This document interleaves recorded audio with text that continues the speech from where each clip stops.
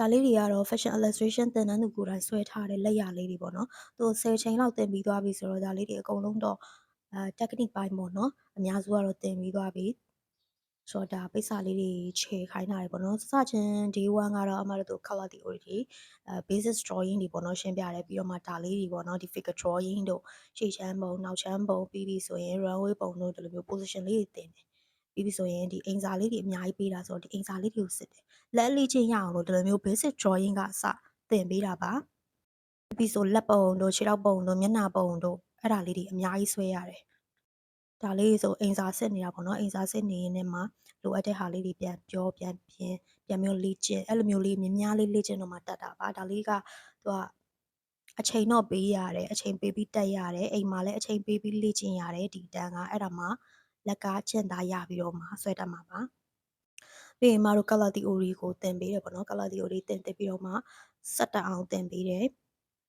တေချာနားလည်အောင်လည်းသင်ပေးတယ်ပြီးပြီဆိုရင်ဒီအင်ဂျီရဲ့အတွန်းခောက်ပုံလေးတွေအတွန်းလေးတွေဒီဇိုင်းဆွဲတာတွေသင်ပေးတယ်ပြီးသွားပြီဆိုရင်အင်ဂျီထည့်နီးပေါ့နော်အင်ဂျီထည့်ပြီးတော့မှဒီလိုမျိုး facial illustration တစ်ခုလုံးပေါ့နော်ဆွဲနည်းတွေသင်ပြီးသွားပြီဆိုရင်ဒီလိုမျိုးပုံလေးတွေကိုဆွဲခိုင်းတယ်ဒီပုံမှာဆိုရင်တော့အမကသူ့ကို skin tone လေးတွေကိုခြယ်နည်းမသင်ပေးရသေးဘူးဆိုတော့လေအဲ့သားရောင်တော့မခြယ်ခိုင်းရသေးဘူးเนาะမခြယ်ခိုင်းရသေးဘူးဆိုတော့ခြယ်လာတဲ့အင်ဂျီပုံလေးကိုပဲပြန်ပြီးတော့မှလိုအပ်တဲ့ဟာလေးတွေပြန်ပြီးတော့ပြောပြပေးနေတာပေါ့နော်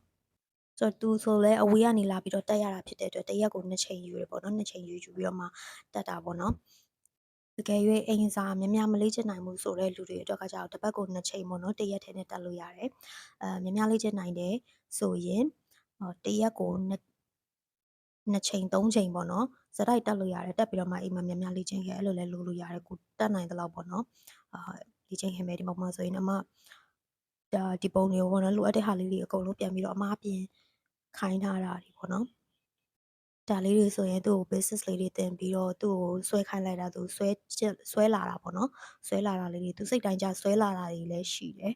ဆိုတော့အဲ့ပုံလေးတွေစိတ်တိုင်းကျဆွဲချင်တာဆွဲလာခဲ့တဲ့ပုံလေးတွေပေါ့နော်ဒါလေးတွေကတော့